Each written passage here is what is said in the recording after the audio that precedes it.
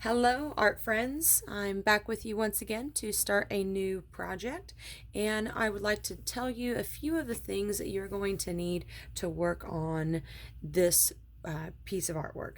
So, you want to start with a sheet of paper. You could have plain paper, newsprint, you could do any kind of scrap paper, and just find something to work with.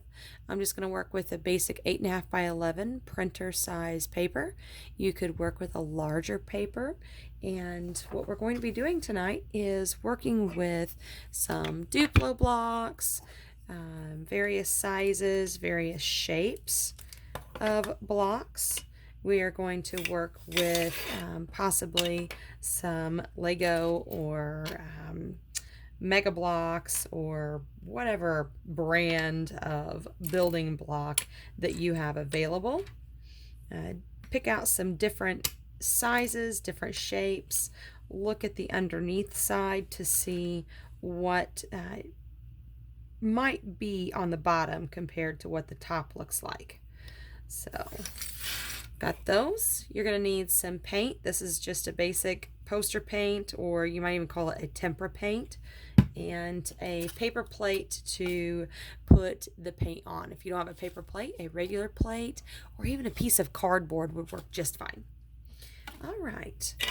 Well, we're going to be using the paint and the blocks to stamp the shape of a castle. And this is very open-ended, so you can make your castle look how you want it to. My suggestion is to first experiment with the shapes and the sizes of the blocks.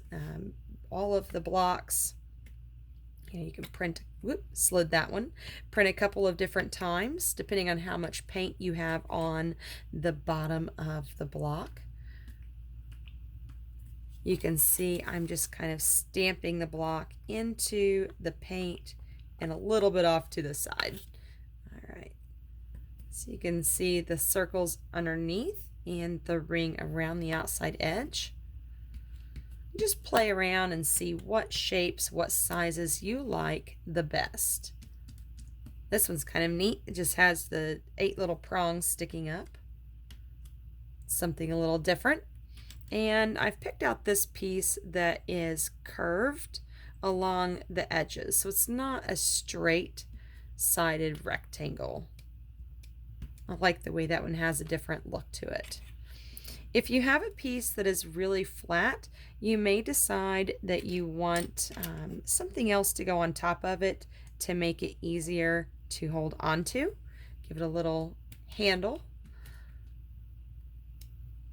That one's interesting. And I'm even going to try this large square here.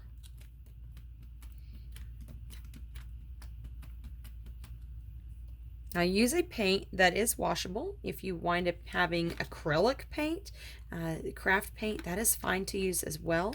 Just make sure you toss your blocks into a warm tub of soapy water. Soak and give your blocks a little scrub to clean them off.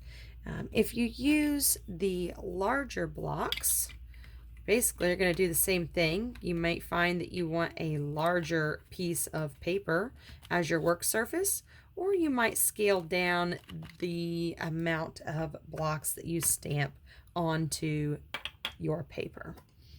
This one's interesting here with the semicircle. I even like just putting the stamps on there. All right, so those are my test paper pieces, and I'm going to go ahead, get out a new sheet of paper, and start stamping my castle. Now, if you really want to get into this, my suggestion is get online with a parent or guardian and look up different castles around the world. See what their shapes are. Do they have towers? Do they have spires on the top? What kind of entrance do they have? Is it a curved entrance? Is it a rectangular entrance? Was there a drawbridge? Is there a drawbridge now? Are you looking up modern castles or are you looking up historic castles? Very interesting stuff that you can find when looking up information about castles. There are castles that people still live in. All right. While I'm stamping, I'm going to tell you a little bit about a couple of artists, and you can also look up these artworks and these artists to see different information about them. Now, again, I would research the artists with a parent.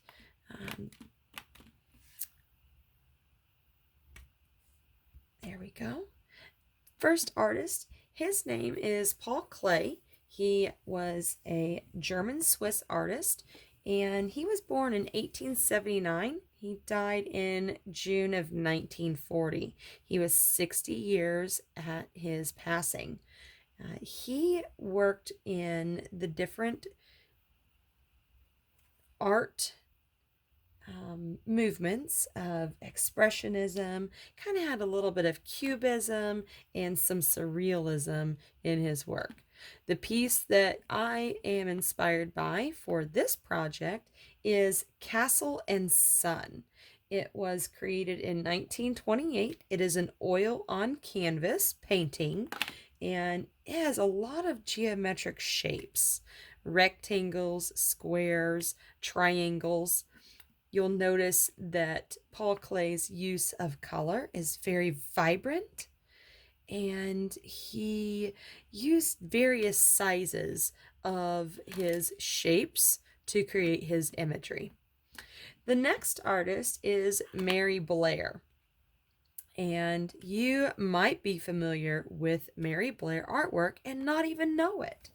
Mary Blair is an American artist, animator, and designer, and she's most notably known for working for Walt Disney. She was born in October of 1911 and passed away in July of 1978. She was 66 years old at her passing.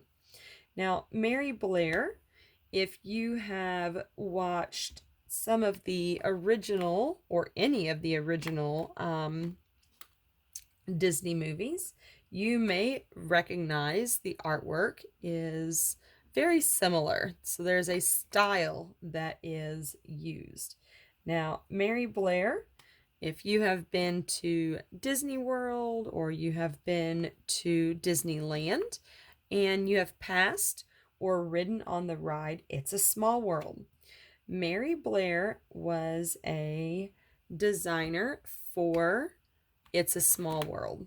And you will notice that within her design work, the castle specifically, there are a lot of similarities to the artwork Castle and Sun by Paul Klee. She used geometric shapes. She used squares, rectangles, triangles in her artwork, and the castle at the beginning of It's a Small World, it's done in white and gold, so a little bit different than Paul Klee's Castle and Sun, which is full of bright colors. If you go through the ride, however, you will notice that Mary Blair uses colors that have a very striking contrast to them. So colors that you might not typically see used next to each other. I encourage you to go online, maybe look up some books. I know the libraries are currently closed right now, so you can't get to those. But you can find some interesting stuff about Mary Blair and Paul Klee. All right, I think I'm just stamping away here while I'm talking. You can see the sides of my castle are building up, and I've got a series of rectangles, and I've put some squares on the end of it. If you want to build a curved entranceway, you can start with, I'm going to go ahead and just add it right here on the side. My paint's getting a little sticky, so my plate is hopping all over the place. I'm going to start angling my little two-piece block here so I can make this archway.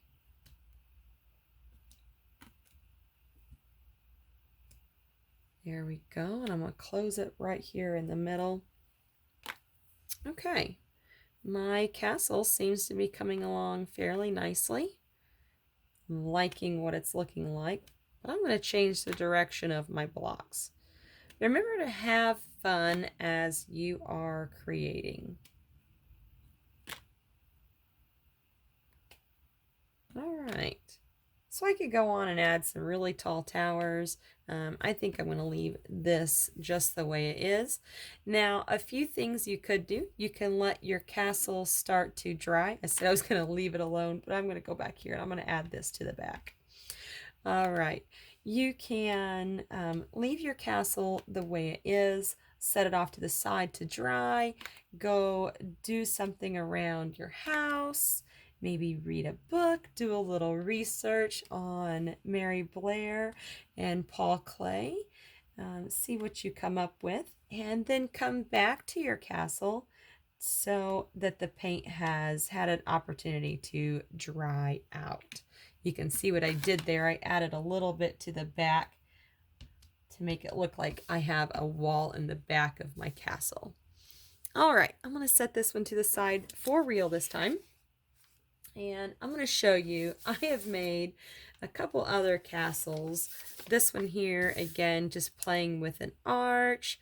I used this curved brown piece and I made it look like there was a gate coming down in the front. I stacked my smaller piece and I even stacked it up here a little bit. This one here, you can tell I used the circles just to kind of play around and have fun. So once you have the paint dry on your project, it is a good opportunity to get out some crayons, maybe colored pencils, maybe some markers, or even other colored paint if you wish, and start embellishing your castle with some different designs. So I'm going to break up some of these rectangles with some diagonal lines, and some might be close, some might be far away.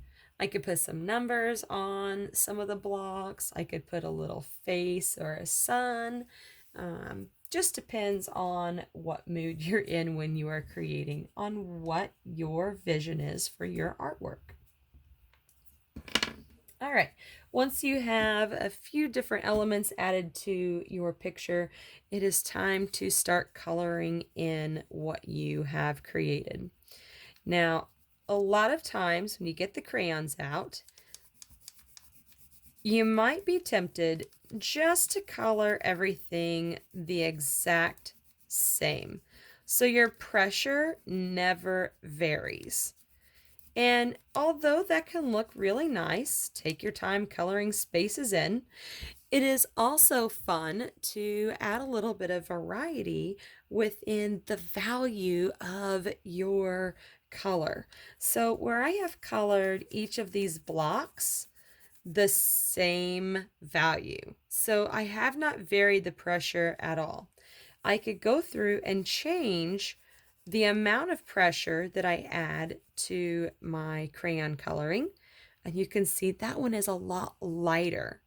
I can go back over top and I can make it a little bit darker, or I could even come right back over and do some heavy pressure to make the value a little bit lighter and a little bit darker in areas of my picture.